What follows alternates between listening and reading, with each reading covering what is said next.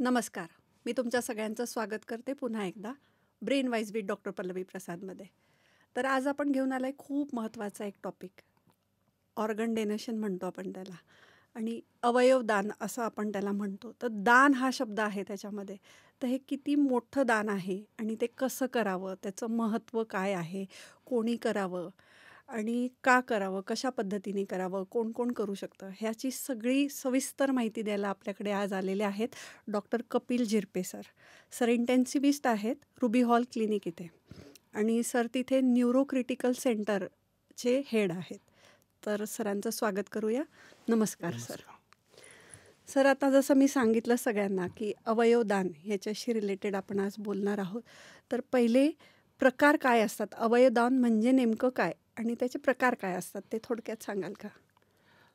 अवयवदान हे आपण सर्वात श्रेष्ठ दान म्हणतो. बरोबर. त्याचं कारण काय आहे की एखादी ब्रेनडेड किंवा मेंदूमृत व्यक्ती दुर्दैवाने झाल्यानंतर जर त्या व्यक्तीने किंवा त्याच्या नातेवाईकांनी जर ठरवलं तर ते 8 लोकांचे जीव वाचू शकतात. तेव्हा अवयवदानाला सर्वात श्रेष्ठ दान मानलं जातं. कारण जसं आपण अंधारातून अलौकिक प्रकाशाकडे जातो, म्हणजे काय करतो की जिथं आपण एक व्यक्ती दुर्दैवाने ब्रेनडेड झाल्यामुळं गमावत असतो, त्या व्यक्तीच्या इच्छेनंतर आपण 8 लोकांचे जीव वाचू शकतो जर त्या व्यक्ती किंवा नातेवाईकांनी अवयवदान करायचं ठरवलं. त्यामुळे सगळ्यात श्रेष्ठ दान हे अवयवदान असं मानलं जातं. किती छान गोष्ट आहे की एका जणांनी जर ठरवलं की त्यांचे अवयवदान करायचे तर 8 जीव आपण वाचवतोय. हो. आता अवयवदान हे वेगवेगळ्या प्रकारचं असतं आणि समाजामध्ये त्याबद्दल थोडेसे गैरसमज जास्त आहेत. म्हणजे अवयवदान आणि देहदान, पहिल्यांदा आपण अवयवदान आणि देहदान ह्या 2 मधला फरक लक्षात घेऊ. कारण आम्हाला नेहमी कॉल येतात की डॉक्टर आमच्या सगळ्या फॅमिलीनी डिसाईड केले की देहदान करायचे. तर मी त्यांना पहिला प्रश्न विचारतो की तुम्हाला एक्झॅक्टली काय करायचं आहे, तुम्हाला अवयवदान करायचं आहे का देहदान करायचं आहे? मग ते म्हणतात म्हणजे काय डॉक्टर? तर मग आम्ही त्यांना सांगतो की देहदान हे एखादी व्यक्ती मृत्यू पावल्यानंतर आपण त्याचं शरीर एखाद्या मेडिकल कॉलेजला दान करतो, ज्याच्यावर प्रक्रिया करून नंतर आमच्यासारखे डॉक्टर्स त्याच्यावर शरीररचनाशास्त्र शिकून पुढं कित्येक आयुष्य किंवा कित्येक जीव वाचवतात. ते देहदान. बरोबर. ते कोणी करू शकतं. त्याचा जर एक फॉर्म असतो, जर फॅमिलीने लिहून दिलं तर दुर्दैवाने त्या व्यक्तीचा मृत्यू झाल्यानंतर मग ते सोशल वर्कर थ्रू कॉन्टॅक्ट करतात, मेडिकल कॉलेजमध्ये प्रक्रिया करून तो देह आपण दान करतो. बरोबर. ते पण उच्च दान आहे, म्हणजे त्याला पण आम्ही प्रमोट करतो. दुसरं म्हणजे अवयवदान. आता अवयवदान म्हणजे 2 प्रकार असतात, लाईव्ह डोनेशन आणि जे आपण ब्रेनडेड झाल्यानंतर डोनेशन असं ऐकतो ते. आता लाईव्ह डोनेशन म्हणजे काय की एखादा व्यक्ती जिवंत असताना काय काय देऊ शकतो, तर तो ब्लड देऊ शकतो. ब्लड डोनेशन हे सर्वात जास्त सगळ्यांना माहिती आहे. आपण रक्तदान हा अगदी लहानपणापासून ऐकण्यात आलेला शब्द आहे. दुसरा, एखादा जिवंत व्यक्ती आपल्या जवळच्या नातेवाईकांना एक किडनी देऊ शकतो. कारण आपल्याकडे 2 किडनी असतात, त्यातल्या एका किडनीवर आपण उरलेलं आयुष्य काढू शकतो. त्याचप्रमाणे त्या व्यक्तीने दिलेल्या दानमुळं त्या समोरच्या व्यक्तीचं पण आयुष्य सुखरूप जाऊ शकतं. तेव्हा एक किडनी देऊ शकतो. तिसरं, लिव्हरचा काही भाग देऊ शकतो आपल्या नातेवाईकांना. लिव्हरचं वैशिष्ट्य काय असतं, लिव्हरचा काही भाग दान केल्यानंतर जे लिव्हर दान केलेलं असतं त्यामध्ये ते परत रिजनरेट होतं. लिव्हर हा एकच ऑर्गॅनिझम आहे की तो रिजनरेट होतो आणि तो परत सेटल. त्यामुळं दोघांच्या जीवाला धोका नसतो. हे झाले लाईव्ह डोनेशन. आता ब्रेनडेड डोनेशन किंवा आपण मेंदूमृत झाल्यानंतरचं अवयवदान जे म्हणतो की ज्याच्यामध्ये 8 लोकांचे जीव वाचतात. दुर्दैवाने काही कारणाने ब्रेन जर डॅमेज झाला, ब्रेन इरिव्हर्सिबल डॅमेज झाला की ज्याच्यामधून तो व्यक्ती परत जागा होणार नाही आहे, त्या व्यक्तीचा ब्रेन परत काम करणार नाही आहे. जरी बाकीचे अवयव चालू असेल तर त्याच्या व्यक्तीचं परत ब्रेन चालू होणार नाही आहे, ब्रेन डेड असेल तर ती व्यक्ती जवळजवळ 8 अवयव दान करू शकते. बरोबर. म्हणजे हृदय, फुफ्फुस, kidney, liver, pancreas, intestine, skin, bones. आणि ती ज्या गरजू व्यक्तींना जातात ते अत्यंत पेनफुल लाईफ जगत असतात. त्यामुळे त्यांच्या आयुष्यात प्रकाश आणण्याचं काम हा ब्रेनडेड डोनर करतो. हे आपण जे दानाचे वेगवेगळे प्रकार म्हणतो आपल्या मेडिकल फील्डमध्ये. नाहीतर खूपच छान आहे की एखादा व्यक्ती की आता तो जागा होणारच नाही, तर त्याच्या बाकीच्या ऑर्गननी एखाद्याला त्याचं पुढचं आयुष्य थोडं सोपस्कार होणार आहे हो, किंवा तो त्याच्यामुळे त्याचा थोडा चांगलं आयुष्य जगू शकणार आहे. अगदी बरोबर. हां, तर ह्याच्यात अजून मला पुढचं असं विचारायचं आहे तुम्हाला की आपण ॲक्सिडेंट वगैरेच्या पेशंटचं पण घेऊ शकतो का? की ॲक्सिडेंट झाला आहे आणि ते दुर्दैवाने त्याचा जीव गेलेला आहे, तर त्यांचे ऑर्गन्स आपण घेऊ शकतो का? आता ह्यात मी थोडीशी सुधारणा करतो. हां. आपण ब्रेन डेड डोनरचे अवयवदान करू शकतो. हो. आता ब्रेन डेड कोण होऊ शकतं? हां. की ज्यांना ब्रेनचे आजार आहेत. हो. मग तो ॲक्सिडेंटमुळे असू शकेल किंवा ॲक्सिडेंट नसल्यामुळे पण असू शकेल. नसल्यामुळे पण म्हणजे असू काय शकेल. की समजा एखादा ॲक्सिडेंटमध्ये ब्रेनला मुकामार भरपूर बसला, मेंदूमध्ये रक्तस्राव झाला आणि ब्रेन डेड झाला. हं. तो अवयवदान करू शकतो. हं. दुसरी कॅटेगरी कुठली आहे की ज्याच्यामध्ये मेंदूचे आजार आहेत, की मेंदूमध्ये रक्तस्राव झाला, ब्लड प्रेशर खूप वाढला आणि मेंदूमध्ये रक्तस्राव झाला, किंवा मेंदूला जाणारी रक्तवाहिनी चोक झाली आणि मेंदूचा रक्तपुरवठा बंद पडून ऑक्सिजन न मिळाल्यामुळे मेंदू खराब झाला, किंवा मेंदूमध्ये काही गाठ आहे आणि त्याच्यामुळे मेंदूवर प्रेशर येऊन मेंदू खराब झाला, किंवा काय काय वेळेला काही वेगवेगळ्या कारणांमुळे हृदय बंद पडतं, 4 मिनिटांनी ते चालू केलं जातं, पण कित्येक वेळेला ब्रेनला त्या काळात ऑक्सिजन न मिळाल्यामुळं हायपॉक्सिक ब्रेन डॅमेज होतं ब्रेनला आणि ब्रेन डेड होतं. हां. ह्या सगळ्या कॅटेगरीजमध्ये किंवा ह्या सगळ्या आजारांमध्ये जिथं ब्रेन इरिव्हर्सिबली डॅमेज होतो, आणि ऑफकोर्स त्याची खूप मोठी प्रोसेस आहे, टेस्टिंग आहे, ज्याच्यातून आपण हे सगळं सिद्ध करतो, आणि त्यानंतर मग आपण म्हणू शकतो की ही दुर्दैवांनी ब्रेनडेड झालेली व्यक्ती अवयवदान करू शकते. आता तुम्ही ब्रेनडेड हा शब्द वापरला, तर आपण ब्रेनडेड कोणाला म्हणू शकतो किंवा त्याची प्रोसेस काय आहे की हा व्यक्ती ब्रेनडेड झाला आहे असं आपण कसं त्याला घोषित करू शकतो? हा अत्यंत महत्त्वाचा प्रश्न आहे.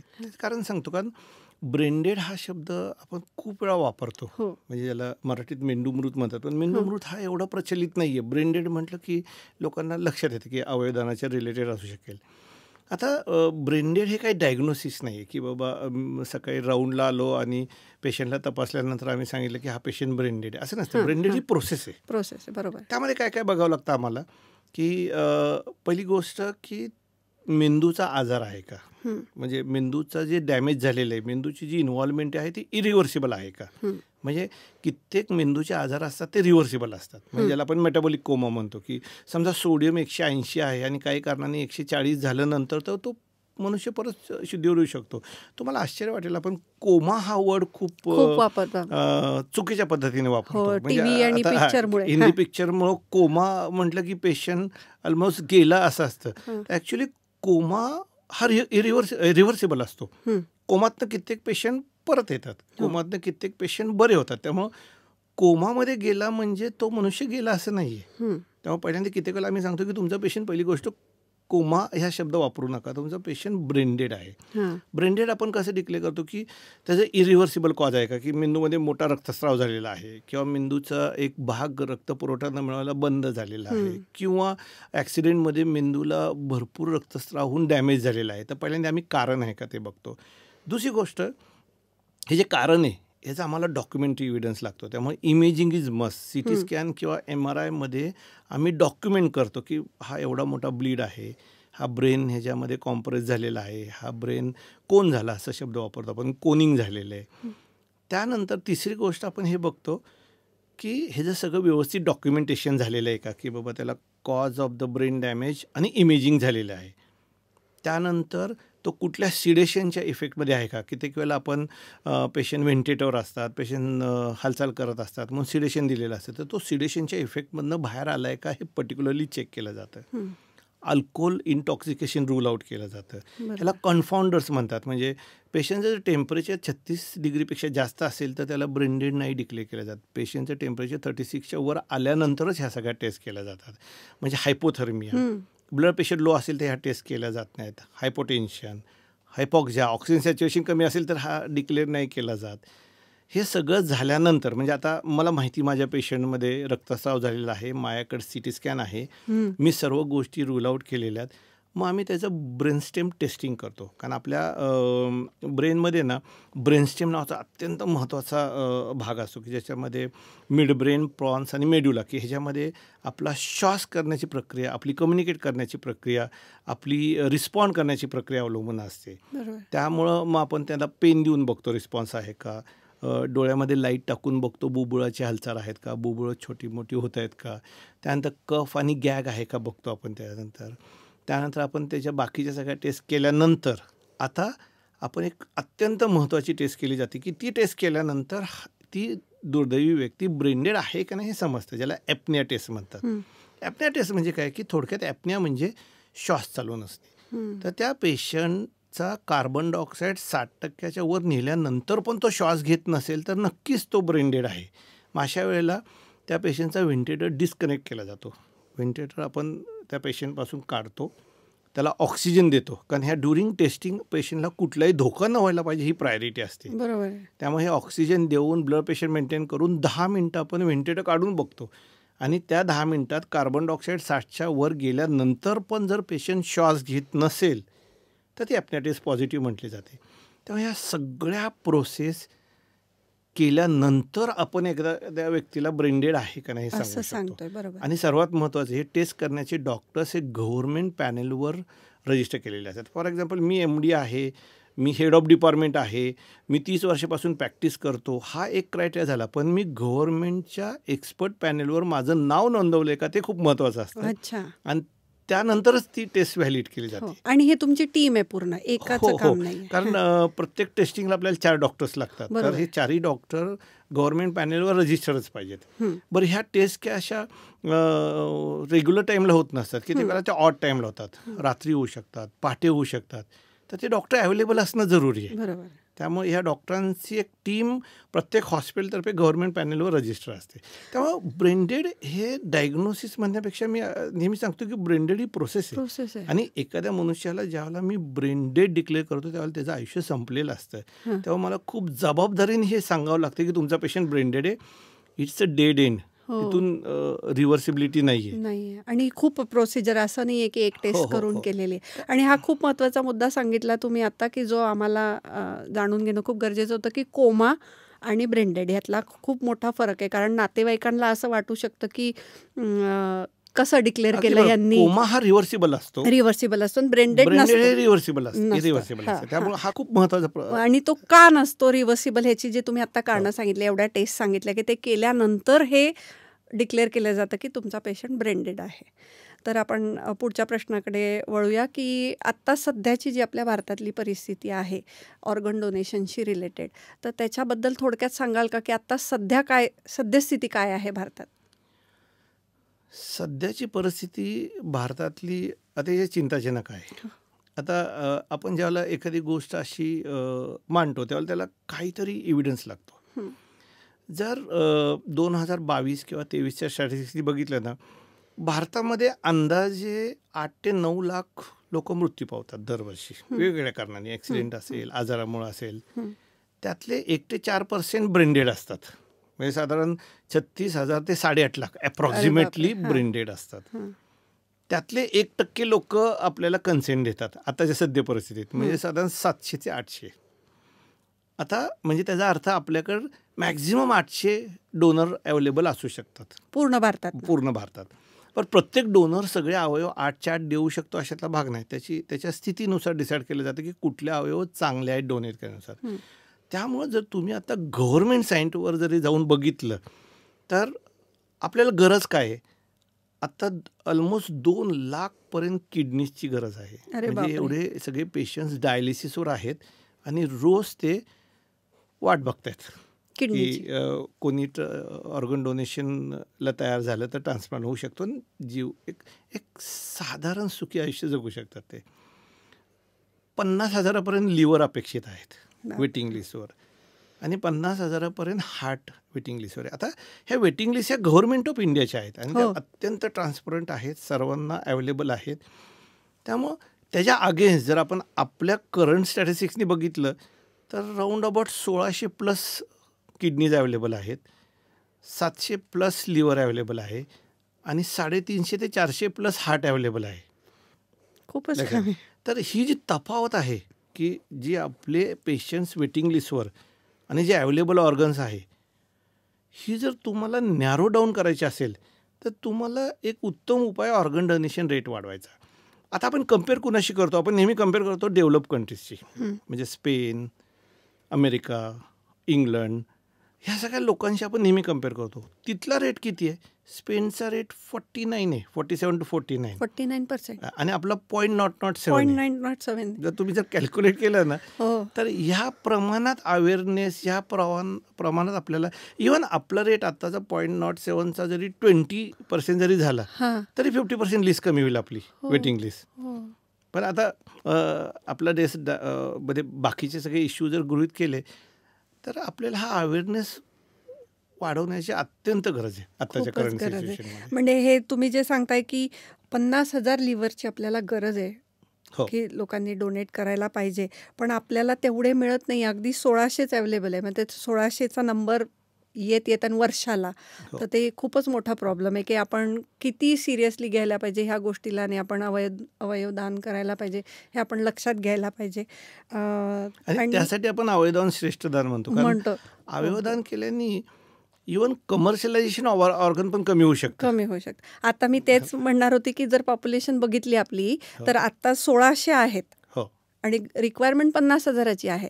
त्याच्यामुळे त्याची प्रोसिजर महाग आहे किंवा कॉस्ट त्याची अगदी हे बरोबर, होते. अगदी बरोबर. जर जेवढे अवयवदान जर जास्त व्हायला लागले तर मे बी त्याचं कॉस्ट इफेक्टिव्ह पण होईल आणि त्याचा आपल्याला फायदा पण होईल. अगदी बरोबर आहे. हो कारण हे सगळं एकमेकांशी निगडीत आहे की निगडीत आहे. किती मॅक्झिमम हॉस्पिटल्स ट्रान्सप्लांट सेंटर्स म्हणून डेव्हलप होऊ शकतात, किती मॅक्झिमम ट्रान्सप्लांट होऊ शकतात, किती ऑर्गन्स मॅक्झिमम अवेलेबल होऊ शकतात. त्यानुसार डेफिनेटली कॉस्ट कमी जास्त होऊ शकते त्यामध्ये. हेल्थ केअरची जर कॉस्ट कमी करायची असेल तर त्याचं हे एक मोठं उदाहरण आहे की हो. तुम्ही जितकं ऑर्गन डोनेशन कराल तितकी ह्या सगळ्या गोष्टींची नक्की मदत होईल. मदत होईल. तर तसाच एक आहे की जेवढे सफरिंग असतात हे पेशंट, आता ज्यांना लिव्हरची गरज असते, किडनीची गरज असते किंवा हार्टची, तर त्यांचं पण आयुष्य सुखरूप होऊ शकतं आणि ते तुम्ही करू शकता. तर आत्ता मला तुम्हाला तुम्ही 30 वर्ष झाले प्रॅक्टिस करता आणि तुम्ही भरपूर अनगिनत ट्रान्सप्लांट बघितलेले असतील, डोनेशनच्या ह्या सगळ्या प्रक्रिया बघितलेल्या असतील. तर त्याच्यात मला तुम्हाला विचारायचं की एखादा तुम्ही असा अनुभव सांगू शकता का की ज्यांनी की खूप लाईफ चेंज झाल्या? म्हणजे तो एक डिसिजन असा होता की एका माणसाने घेतला आणि तुम्ही कन्व्हिन्स केला आणि त्याच्यामुळे एक 4-5 लाईफला त्याचा फायदा झाला. रुबी हॉलनी first cadaver organ donation 11 April 1997 मध्ये केलं. अरे वा.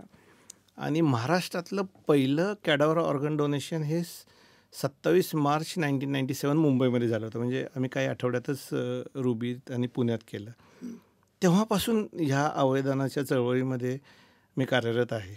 ऑलमोस्ट 200पेक्षा जास्त फॅमिलींच्या काउन्सिलिंग प्रोसेसमध्ये आणि त्यांना कन्व्हिन्स करण्यामध्ये मी भागीदार आहे. आणि प्लस महाराष्ट्रातून अशा बऱ्याच हॉस्पिटल्समधनं रेग्युलरली कॉल येत असतात की आम्हाला ॲपनिया करताना प्रॉब्लेम येतो आहे किंवा आम्हाला डिक्लेअर करताना प्रॉब्लेम येतो आहे, कन्व्हिन्स करताना प्रॉब्लेम येतो आहे. तर हे सगळे ॲडवाईस आम्ही आमच्या पद्धतीने जेवढे शक्य तेवढे द्यायचा प्रयत्न करतो. अनुभव खूप आहेत.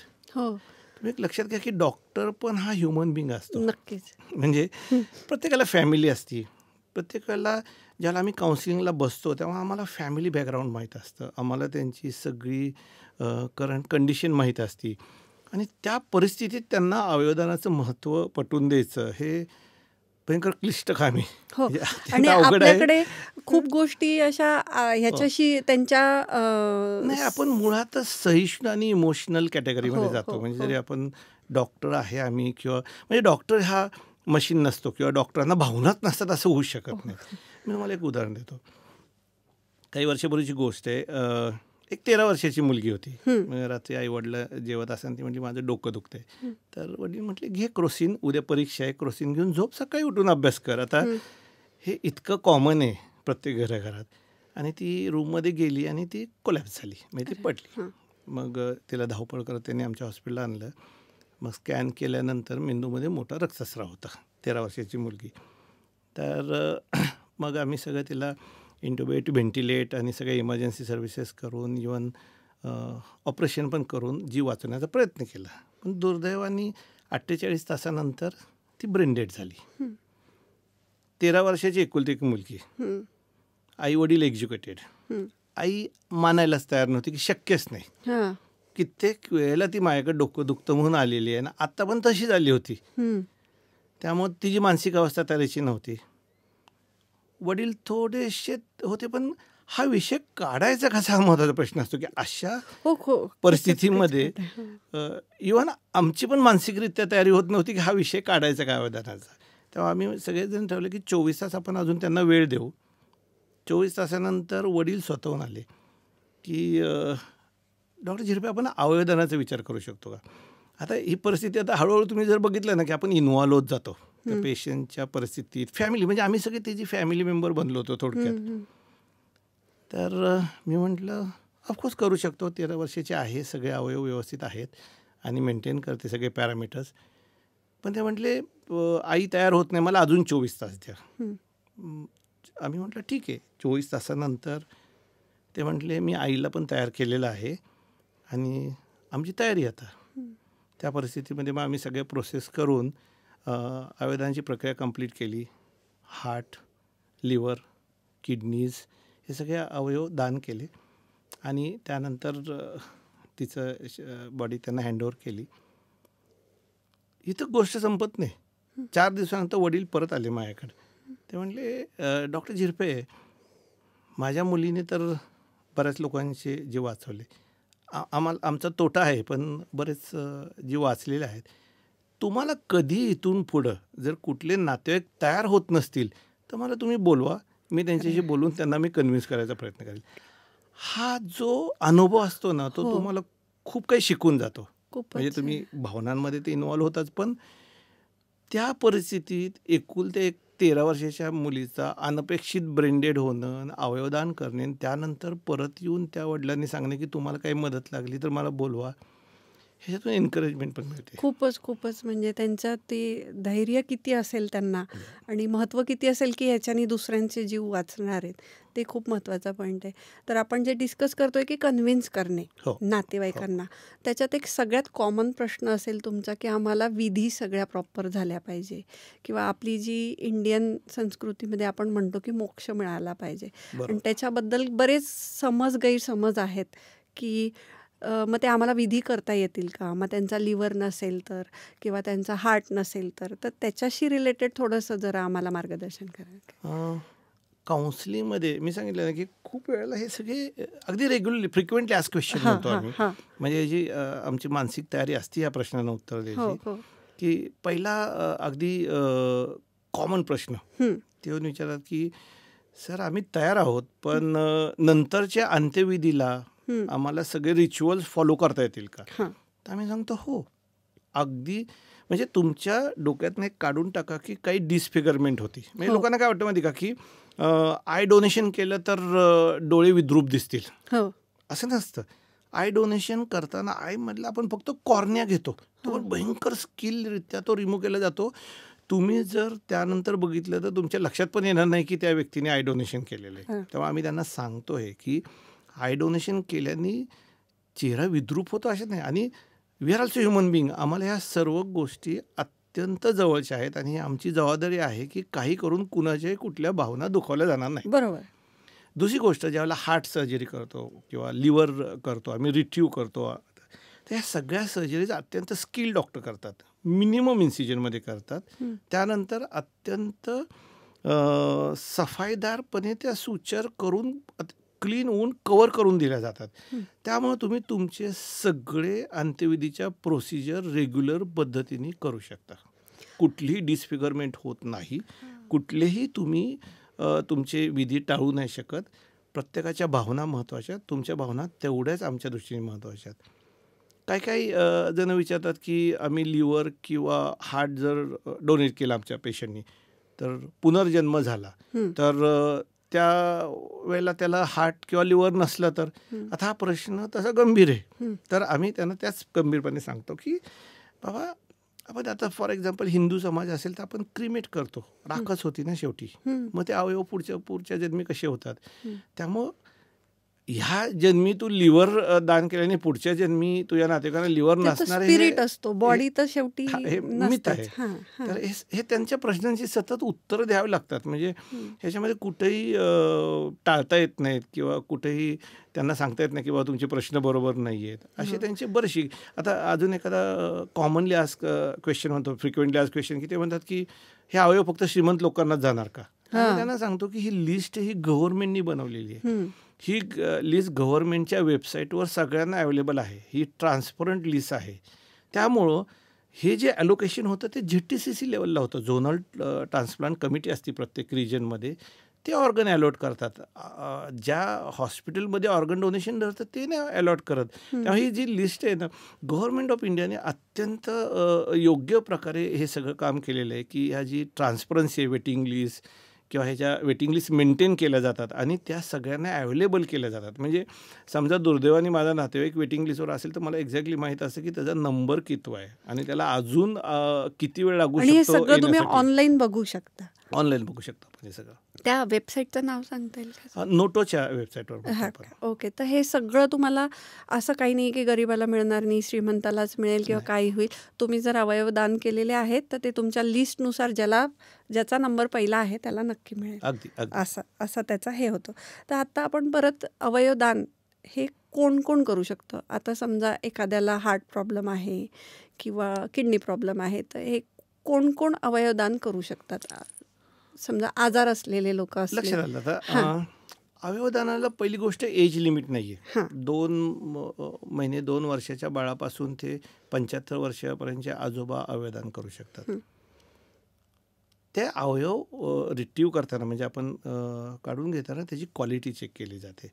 त्यामुळं एखादा स्मोकर असेल तर आपण त्याची हिस्ट्री खूप डिटेलमध्ये घेतो की किती पॅक स्मोक करत होता आणि त्याच्या टेस्ट केल्या जातात. म्हणजे फुफ्फुसाचे असेल तर ब्रॉन्कोस्कोपी केली जाते, ABGs केले जातात, CT स्कॅन केला जातो. हार्ट असेल तर अँजिओग्राफी पण केली जाते. हे सगळं ब्रेंडेड डोनरचे आपण करतो. अँजिओग्राफी करतो, इको करतो, ट्रान्सइझोफेजियल इको करतो, अल्ट्रासोनो करतो, HRCT करतो आणि कित्येक वेळा लागलं तर बायोप्सी पण घेतात की जेणेकरून ज्या वेळेला हा अवयव एखाद्या गरजू पेशंटला ट्रान्सप्लांट होईल त्यावेळेला त्या पेशंटच्या जीवाला धोका होता कामा नये. बरोबर.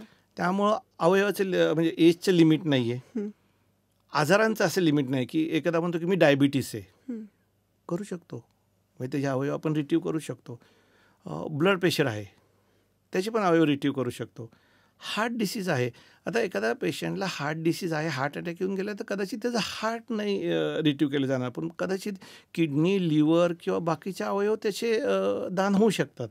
त्यामुळे आम्ही नातेवाईकांना सांगतो की जर तुम्हाला अवयवदान करायचं असेल तर तुम्ही सर्व अवयवांसाठी कन्सेंट द्या. आता मी हे का सांगितलं, हा अवयव दान करायचा अधिकार नातेवाईकांचा असतो आणि त्यांना पूर्ण अधिकार आहे की ते स्पेसिफाय करू शकतात की कुठला ऑर्गन घ्या, हो, कुठला अगदी. घेऊ नका. नातेवाईक सांगू शकतात की मला फक्त लिव्हरच द्यायचं आहे हो किंवा मला फक्त किडनी, काही कारणामुळे ते तयार नसतात. हो आम्ही त्यांना फोर्स नाही करत. आम्ही त्यांना सांगतो की तुम्ही विचार करा, जर तुमचा पेशंट 8 लोकांचे जीव वाचवत असेल तर तुम्ही एकच लोकांचे जीव वाचवण्यापेक्षा 8 लोकांचे वाचवू शकतो का? पण ऑर्गन डोनेट स्पेसिफाय करायचा पूर्ण अधिकार नातेवाईकांचा असतो. ते स्पेसिफाय करू शकतात. त्यामुळे त्यांची काही मिथ असेल तर आम्हाला ते दूर करावं लागतात. कारण त्यांना वाटत असं की आमच्या पेशंटला पूर्वी हार्ट डिसीज होता तर त्याचा हार्ट दुसऱ्याला जाऊन त्याला धोका होऊ नये. आम्ही त्याला सांगतो की बाबा हार्ट नाही जाणार पण बाकीचे अवयव तर जाऊ शकतात. बरोबर आहे. किंवा डायबिटीस आहे म्हणून सगळं शरीर खराब आहे अशातला भाग नसतो. म्हणजे एखाद्याची किडनी किंवा लिव्हर इव्हन फुफ्फुस डायबेटिक पेशंटची देताना त्याच्या टेस्ट केल्या जातात. त्याच्या अवयवाची क्वालिटी खूप महत्त्वाची असते. का तर ज्यांना देणार आहे ते अत्यंत हालाकीचं जीवन असतात म्हणजे मेडिकली. आता जे किडनीचे फेल्युअरचे पेशंट असतात ते डायलिसिसवर असतात. डायलिसिसवर आयुष्य मिझरेबल असतं. म्हणजे ते मालनरिश असतात, त्यांना इन्फेक्शन्स होत असतात. रोज 6 ते 8 तास किंवा अल्टरनेट डे त्यांना डायलिसिस मशीनवर थांबावं लागत असतं, वेटिंग असतं. तुमचे लिव्हर फेल्युअरचे पेशंट पण तसेच मालनरिश असतात, मेडिसिनवर असतात. हार्ट फेल्युअरच्या पेशंटला तर 4 पावलं चालता पण येत नसतं. फुफ्फुसाच्या रुग्णांची पण ती स्थिती असते. तर अशा रुग्णांना ज्यावेळेला तुम्ही एखादा अवयव दान करता त्यावेळेला त्या अवयवाची क्वालिटी तेवढीच महत्त्वाची आहे. म्हणजे नुसतं मी 8 लोकांना दान केलं आणि नंतर त्या लोकांचं काय झालं हे पण आपलंच काम आहे बघायचं. त्यामुळं इव्हन आम्ही नातेवाईकांना सांगताना हे पण सांगतो की तुम्ही कन्सेंट सर्व ऑर्गनची दिलेली आहे. आम्ही मॅक्झिमम घेण्याचा प्रयत्न करू. पण समजा काही टेस्टमुळं काही अवयव घेता नाही आले तर आम्ही तुम्हाला कल्पना देऊ. आम्ही नातेवाईकांना सांगतो की दुर्दैवाने हार्ट आणि लंग्स फिट नाही आहेत रिट्रीव्ह करायला किंवा काही वेळेला लिव्हर पण फिट नाही आहेत. ह्यांना ते सांगितलं जातं आणि कित्येक वेळेला ऑन टेबल पण ते डिसिजन घेतलं जातं. आणि हे रेसिपेंटला पण माहीत असतं. म्हणजे ही सिस्टीम इतकी ट्रान्सपरंट आहे की रेसिपेंटला स्पष्ट शब्द सांगितले जाते की इव्हन ओटीत घेऊन लास्ट मोमेंटला पण ऑपरेशन कॅन्सल होऊ शकतं, कदाचित जर अवयवाची क्वालिटी चांगली नसेल. चांगली नाही. तर आता आपण जसं बोलतोय की आजारांचं, तर त्याच्यात आता काही क्रोनिक आजार आहेत की ज्यांच्याविषयी मिथ खूप आहेत. त्याच्यात HIV येतो, मग अजून हेपॅटायटिस वगैरे येतो, तर त्या लोकांचे पण आपण ऑर्गन घेऊ शकतो. हो, मी सांगितलं ना की आपल्याला आवश्यक असलेल्या अवयवांची आणि अवेलेबल असलेल्या अवयवांची इतकी मोठी तफावत आहे की आत्ता आपण कुठल्याही परिस्थितीत कुठलंही ऑर्गन रिजेक्ट करण्यामध्ये नाही, की ज्याला आपण वेस्टेज ऑफ ऑर्गन म्हणतो. बरोबर. HIV पेशंटचे ऑर्गन्स आपण HIV पेशंटला देऊ शकतो. हो. रेसिपेंट HIVचे असतात ना, SCVचे आपण SCVला देऊ शकतो. त्यामुळं एखाद्या पेशंटला HIV आहे किंवा SCV आहेत म्हणजे त्याचे ऑर्गन युजफुल नाहीत अशातला भाग नाही आहेत. इव्हन त्यांची पण वेटिंग लिस्ट असते. इव्हन कॅन्सरचं पण तसं. कॅन्सरबद्दल थोडंसं वेगळ्या प्रकारे की समजा 100 प्रकारचे कॅन्सर असतील तर त्यातले 80 प्रकारचे कॅन्सर हे कॉन्ट्राइंडिकेशन नाही आहेत. त्यामुळं जर एखादा म्हटलं की माझ्या पेशंटला कॅन्सर आहे तर तुम्ही कसं काय घेणार, तर कॅन्सर हा दरवेळेला वाईट प्रकारचाच कॅन्सर नसतो किंवा कॅन्सर हा सर्व अवयव खराब करणारा कॅन्सर नसतो. म्हणजे तुम्हाला आश्चर्य वाटेल की ब्रेन ट्युमरचे पेशंट हे फिट असतात. म्हणजे एखाद्याला ब्रेन ट्युमर आहे आणि त्याच्यामुळं जर तो ब्रेन डेड झाला तर तो अवयवदान करू शकतो. त्याचे बाकीचे नाही, ऑर्गन्स पण काही कॅन्सर जे फास्टली ग्रोईंग असतो म्हणजे आपण ज्याला मेटास्टॅटिक कॅन्सर म्हणतो की जे रक्तातून पसरतात आणि जे सगळ्या शरीरात पसरलेले असतात, म्हणजे जो स्प्रेड होणारा कॅन्सर असतो तो कॅन्सर रेसिपेंटला जाऊ शकतो. तर तो कॉन्ट्राइंडिकेशन असतो. त्यामुळे त्याची लिस्ट आहे. जर म्हणजे 100 मधले 80 कॅन्सरचे प्रकार हे इलिजिबल असतात आणि जे 20 अत्यंत वाईटरित्या वाढणारे किंवा ज्यांचं प्रोग्नोसिसच खराब आहेत ते कॅन्सर मात्र कॉन्ट्राइंडिकेशन असतात. त्यामुळं एखाद्याला आता ब्लड कॅन्सर असेल तर तो रिजेक्टच होणार आहे डोनर फॉर एक्झाम्पल. किंवा एखाद्याला फुफ्फुसाचा कॅन्सर आहे आणि तो ब्रेनवर गेलाय, लिव्हरला गेलाय, किडनीला गेलाय तर प्रश्नच येत नाही अशा पेशंटला तुम्ही डिक्लेअर करायचं किंवा त्यांना हे करायचं. तर हे नातेवाईकांना सांगताना मी सांगतो की जरी समजा कॅन्सर असेल तर तो कॅन्सरचा प्रकार कुठला आहे आणि तो कॉन्ट्राइंडिकेशन काय हे बघून तो जे इलिजिबल असेल तर आपण निश्चित करू शकतो. थोडक्यात असं सांगायचं चाललंय आमचं की कुठलाही आजार असू दे किंवा काहीही असू दे, डॉक्टरांना ठरवू दे की त्यांच्या बॉडीतला कुठला ऑर्गन एखाद्याला कामास येऊ शकतो का. तर त्याची सोय पण आहे, तेवढ्या टेस्ट आहेत, आपण तेवढी काळजी घेतो की त्यांचा समजा कुठल्या दुसऱ्या आजारामुळे दुर्दैवाने मृत्यू झालेला असेल तर त्यांचे बाकीचे ऑर्गन आपण दुसऱ्या कुठल्या पेशंटला वापरू शकतो का, हे आपण सांगण्याचा प्रयत्न करतो की कुठलंच ऑर्गन हे असं होऊ नाही शकत की ते वाया जावं, त्याचा कुठे ना कुठे उपयोग व्हावा. हेच आपण म्हणतो. अशा परिस्थितीत नाहीये की एक सुद्धा ऑर्गन कारण आपली रिक्वायरमेंट तशी. आता सॉरी, वेस्टेज हा शब्द जरी तुम्हाला थोडासा अग्रेसिव्ह वाटत असेल पण तो आत्ता रिअलिस्टिक आहे. आपल्याला प्रत्येक अवयवाची किंमत ठेवावीच लागणार आहे ब्रेन डेड आणि तो कुठे वापरता येत असेल तर नक्कीच वापरायला पाहिजे. तर आता आपण हे जे बोलतोय तर त्याच्यात आपण लोकांना कसं कन्व्हिन्स करायला पाहिजे की तुम्ही अवयवदान करायला पाहिजे. तर त्याच्यात मला जे माहिती येते की आपण प्लेज कार्ड बनवू शकतो की आज आता मला समजा जेव्हा फ्युचरमध्ये मला वाटलं की मला काही झाल्यानंतर माझ्या बॉडीचा उपयोग एक तर मेडिकल कॉलेजला व्हावा किंवा एखाद्याला ऑर्गन डोनेशनसाठी, तर त्याच्यासाठी काय प्रोसिजर आहे? थोडं विस्तृत सांगतो. वेस्टर्न कंट्रीजमध्ये आपण जे म्हणतो ना की ऑर्गन डोनेशनचा रेट खूप जास्त आहे, कारण तिथं ऑप्ट इन सिस्टीम आहे किंवा ऑप्ट आउट म्हणतो आपण. म्हणजे काय की तिथला प्रत्येक नागरिक असा गृहीतच धरला जातो की तो ऑर्गन डोनेशनला त्याची कन्सेंट आहे. तिथं तुम्हाला स्पेसिफिकली मेन्शन करावं लागतं की मला ऑर्गन डोनेशन नाही करायचे, म्हणजे तुम्हाला ऑप्ट आउट होण्यासाठी स्पेसिफिकली कन्सेंट द्यावं लागते तिथं. भारतामध्ये एक्झॅक्टली उलट आहे. तुम्हाला जर ऑर्गन डोनेशन करायची इच्छा असेल तर तुम्हाला वेगवेगळ्या मार्गाने, जसं तुम्ही आता सांगितलं तसं सांगावं लागतं की मला अवयवदान करण्याची इच्छा आहे. आता त्यात कुठले प्रकार असतात की जसं नोटो गव्हर्नमेंट एजन्सी आहे ते ॲक्टिव्हिटी रन करतात ऑर्गन डोनेशनची, की ऑनलाईन तुम्ही तुमची डिटेल्स भरा आणि प्लेज करा की मला अवयवदान करायचं आहे. मग तुम्हाला तुमच्या नावाने एक सर्टिफिकेट येतं. किंवा ड्रायव्हिंग लायसनवर तुम्ही रिक्वेस्ट करू शकता की तिथं लिहा की मला अवयवदान करायचं आहे, तिथं करू शकतो. पण एक महत्त्वाची गोष्ट आपण भारतात लक्षात घ्यायला पाहिजे की ह्या सगळ्या प्लेजिंग किंवा हे जे डोनर कार्ड असतात ही कन्सेंट नसती. समजा दुर्दैवाने ती प्लेज केलेली व्यक्ती ब्रेनडेड झाली तर त्या प्लेज कार्डच्या बेसिसवर कन्सेंट नाही म्हणता येत. तुम्हाला त्यांच्या पेशंटच्या नातेवाईकांचीच कन्सेंट लागते. मग ह्या सगळ्या गोष्टींचा फायदा काय? ह्या सगळ्या गोष्टींचा फायदा ह्या प्रमोशनल ॲक्टिव्हिटी आहेत की लोकांना म्हणजे सोसायटीला मेंटली प्रिपेअर्ड करायचं. पहिली गोष्ट त्यांना ब्रेन डेड हा शब्द फॅमिलियर करायचा, अवयवदानबद्दल त्यांना डिस्कशनला प्रवृत्त करायचं आणि इन केस दुर्दैवाने जर ती व्यक्ती ब्रेन डेड झाली आणि त्याचे नातेवाईक तयार नसतील तर कित्येक वेळा आम्ही कन्व्हिन्स करताना त्यांना सांगतो की तुमच्या नातेवाईकांनी ज्यावेळेला तो लाईव्ह होता, जिवंत होता, त्यावेळेला त्यांनी प्लेज केलेलं त्याला अवयदान, त्याच्या शेवटच्या इच्छेला तर आपण मान देऊया. हे काम करतं. मी तुम्हाला एक उदाहरण सांगतो. काही महिन्यापूर्वीच माझ्याकडे एक मिडल एज फिमेल होती. IC ब्लीड म्हणजे मेंदूमध्ये रक्तस्राव झालेला होता आणि आल्यानंतरच ती 24 तासात ब्रेन डेड झाली. 72 तासानंतर आम्ही त्या फॅमिलीला सांगितलं. समहाव तिचे मिस्टर तयार नव्हते, हजबंड. ते म्हटले नाही मला नाही करायचं. 2 मुली होत्या, त्या पण 50% होत्या. ते म्हटले वडील तयार नाही आहेत, वडील यायलाच तयार नाही आहेत, तर कन्व्हिन्स करायचं खूप लांबची गोष्ट आहे. आणि म्हटलं ठीक आहे, तशी शेवटी तुमची मर्जी आहे, मी तुम्हाला काय फोर्स तर करू शकत नाही. 5व्या दिवशी थोरली मुलगी माझ्याकडे आली. ती म्हणाली की डॉक्टर मला घरी कपाटात आईचं एक कार्ड सापडलं, ऑर्गन डोनेशन प्लेज कार्ड, आणि त्यात तिने अशी इच्छा प्रगट केली की तिच्या दुर्दैवाने जर तिचा मृत्यू झाला तर तिचे अवयवदान करावे, तर आम्हाला अवयवदान करायचं आहे.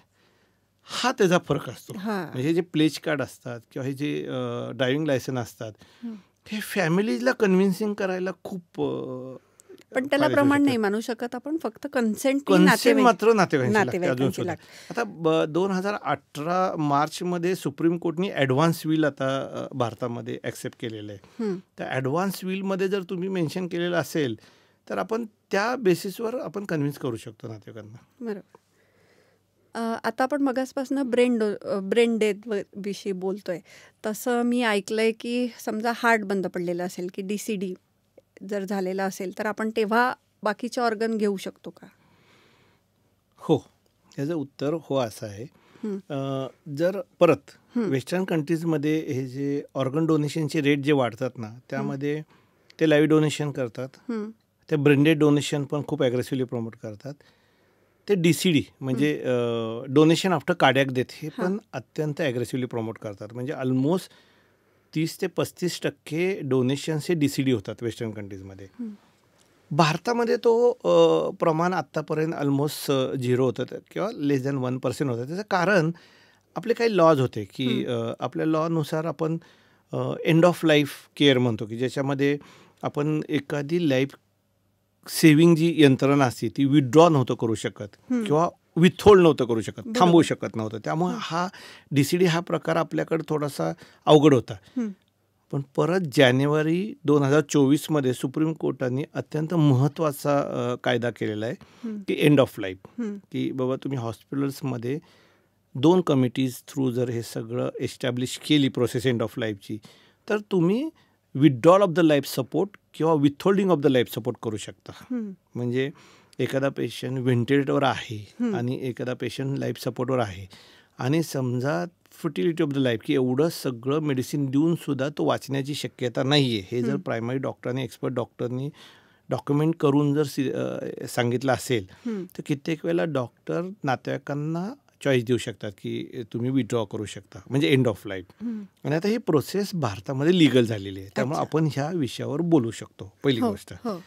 आता DCD म्हणजे काय की आत्तापर्यंत आपण ब्रेन डेड वगैरे की ज्याच्यामध्ये ब्रेन डेड असतो पण बाकीचे सगळे अवयव, हा कित्येक वेळेला एक मोठा हर्डल असतो आमच्या ह्याच्यामध्ये नातेवाईकांना कन्व्हिन्स करणं. कारण ते म्हणतात हार्ट तर चालू आहे, हात लावला तर तो गरम लागतोय, वॉर्म आहे, बाकीचे सगळं युरिन चालू आहे, सगळं चालू आहे, तर तुम्ही कसे काय म्हणू शकता की पेशंट आमचा डेड आहे? कदाचित काही दिवसानंतर ते जागे होतील, काही दिवसानंतर त्यांच्यामध्ये हालचाल येऊ शकेल. तेव्हा तो एक मोठा हर्डल आहे. ही फॅक्ट आहे की जर तुम्ही बघितलं वर्षानुवर्ष आपण एखाद्याला डेड कधी डिक्लेअर करतो जर त्याचा हार्ट थांबलं तर. लक्षात आलं? आता ह्या बॅकग्राऊंडवर जर हार्ट थांबल्यानंतर आपण जर डिक्लेअर करायचं म्हटलं तर आपल्या भारतामध्ये तो एक एक्स्ट्रा पूल निर्माण होऊ शकतो. म्हणजे फॉर एक्झाम्पल किती वेळेला एखादा ब्रेन डेड डोनर जो कन्व्हिन्सच होत नसतो की डोनेशन करायला, पण काही कारणाने तो कार्डियाक अरेस्टमध्ये गेला तर फॅमिली ॲक्सेप्ट करते, अरेस्ट झालेला फॅमिली ॲक्सेप्ट करते की हार्ट थांबले म्हणजे डेड झालाय, आणि त्यावेळेला जर आम्ही त्यांना ऑर्गन डोनेशनचा ऑप्शन दिला तर कदाचित ते तयार होऊ शकतात. तर हे जे ब्रेंडेड हे असतात त्याला त्याचे क्लासिफिकेशन आहेत क्लास 1, 2, 3, 4, 5 ह्याच्यामध्ये 4 क्लासमध्ये ब्रेंडेड डोनर जर कार्डियाक अरेस्टमध्ये गेला आणि फॅमिलीने जर कन्सेंट दिली तर आपण त्याचा हार्ट रिस्टार्ट करतो 30 मिनटं कॉम्प्रेशन देऊन हार्ट रिस्टार्ट करतो, फ्लो चालू करतो आणि पेशंटला इमिजिएटली ऑपरेशन थिएटरमध्ये घेऊन ऑर्गन रिट्रीव्ह करू शकतो. तुम्हाला सांगायला मला आवडेल की नागपूरमध्ये महाराष्ट्रात नागपूरमध्ये आतापर्यंत 2 ते 3 असे डोनेशन झालेले आहेत. हा पूल ॲड झाला ना, हा पूल तुमच्या ऑर्गन डोनेशनमध्ये ॲड झालेला आहे. भारतात चंदीगडमध्ये हे झालेले आहेत आणि हळूहळू आपण काय प्रयत्न करतो की काही करून तो डोनेशनचा पूल वाढवायचा आहे. त्यामुळं डेथ आफ्टर म्हणजे डोनेशन आफ्टर कार्डियाक डेथ हा आता एस्टॅब्लिश होत चाललेला आहे. काही आयसीयूतले पेशंट असतात ते टर्मिनली असतात की बाबा ते शेवटचे घटका मोजत असतात. फॅमिली पण मेंटली प्रिपेअर्ड झालेले असतात. तर त्यांना सांगितलं की आता हा पेशंट काय वाचणार नाही, आपण विथड्रॉ करू आणि हार्ट थांबल्यानंतर जर तुमची तयारी असेल तर आपण ऑर्गन डोनेशन करू शकतो. तर अशा पेशंटला आपण अंडर मॉनिटर ऑब्झर्वेशन सगळे सपोर्ट्स विथड्रॉ करतो, त्याची फ्लॅटलाईन येऊन देतो, 5 मिनटं थांबतो. फ्लॅटलाईन आल्यानंतर 5 मिनटानंतर आपण ते परत रिससेट करतो आणि OTमध्ये घेतो आणि त्याला एक वॉर्म इस्चिमिया टाईम म्हणतात की जो 4.5 तासाचा असतो की ज्याच्यामध्ये अवयव घेतले तर ते चांगल्या क्वालिटीचे असू शकतात. त्यामुळे भयंकर कोऑर्डिनेटेड ॲक्टिव्हिटी असते आणि हे होऊ शकतं. त्यामुळं हा जो DCD हा जो आहे तो it is not replacement to the brain dead organ donation, it is add on to the brain dead organ donation. त्यामुळे DCD होऊ शकतं, भारतात निश्चित होऊ शकतं आणि जानेवारी 2024च्या सुप्रीम कोर्टाच्या कायद्यानंतर तर भारतामध्ये हे शक्य आहे. फक्त ती प्रोसेस आहे, प्रत्येक हॉस्पिटल डॉक्टरांना माहीत पाहिजे आणि करायला पाहिजे सगळ्यांपर्यंत. तर आत्ता आपण हे सगळं जे डिस्कशन करतोय त्याचा मेन मोरल हा आहे की आपल्या भारतातल्या लोकांनी जास्तीत जास्त अवयवदान करावं आणि त्याच्यासाठी प्लेज घ्यावी, ते प्लेज कार्ड करून ठेवावं, घरच्यांना सांगून ठेवावं. आणि जर असं तुमच्या आजूबाजूला तुम्हाला कोणी दिसले तर तुम्ही त्यांना नक्की मोटिवेट करायला पाहिजे, कारण डॉक्टरांचा मेन हेतू एखादी लाईफ वाचवणेच आहे. तुम्हाला हे त्याच्या मागचं सांगायचा हेतूच तो आहे की तुमचा हा जर पेशंट वाचू शकत नसेल तर त्याच्या ऑर्गनमुळे दुसऱ्या कोणाचा तरी जीव नक्कीच वाचला पाहिजे. तर तुम्ही कसं त्यांना मोटिवेट करायला काय एक आवाहन देऊ शकता? तुम्ही आता खूप महत्त्वाचं सांगितलं की डॉक्टरांचं काम काय आहे. समजा मी फर्स्ट MBBSला ॲडमिट झाल्यापासून आता 30 वर्ष झाली, आम्हाला पहिल्या दिवसापासून एकच शिकवलं जातं की सेव्ह लाईव्स, जीव वाचवायचं आपल्याला. इव्हन हॉस्पिटलमध्ये पण जीव वाचवायचं एवढंच आमचं अतिदक्षता विभागात कार्य असतं. आता म्हणजे गेल्या कित्येक वर्षापासून आमच्याकडे अजून एक कार्य आलेलं आहे की लाईफ बियॉन्ड डेथ. म्हणजे पहिल्यांदा आम्ही नो डाऊट पेशंटचा जीव वाचवण्याचा प्रयत्न करणार, पण दुर्दैवाने आम्हाला त्यात यश नाही आलं तर त्या जाणाऱ्या पेशंटमधनं आम्ही 8 लाईव्ज वाचू शकतो. त्याला लाईफ बियॉन्ड डेथ म्हणतो की जिथं आमचे शोल्डर ड्रॉप व्हायचे, एखादा पेशंट सिरियस झाला आणि तो सकम होत असेल आणि तो मृत्यू पावता की आमचे सगळ्यांचे शोल्डर ड्रॉप होते, कारण आम्ही वाचू नाही शकलो, दुर्दैवी होता, यंग होता.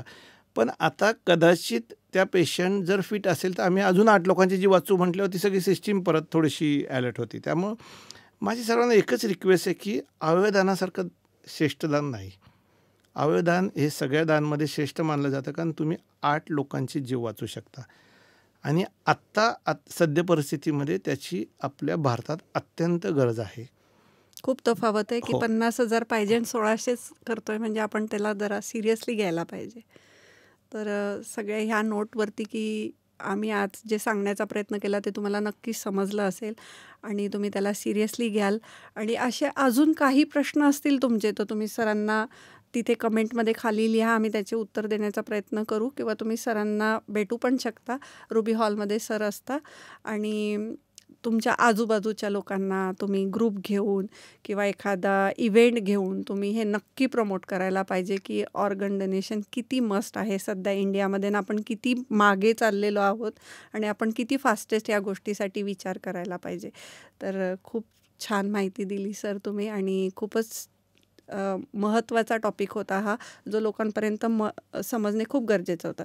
कारण आम्हाला काय माहिती आहे की ऑर्गन डोनेशन बस हा एक शब्द माहिती आहे, पण त्याच्या मागे केवढी यंत्रणा आहे, तुम्ही किती विचार करता, तुम्ही एखादा ऑर्गन घेताना पण किती विचार करताय, किती टेस्ट करताय की त्याचा समोरच्याला फायदा झाला पाहिजे ह्याचा पण विचार करताय. तर ह्या खूप समजून घेण्यासारख्या गोष्टी आहेत.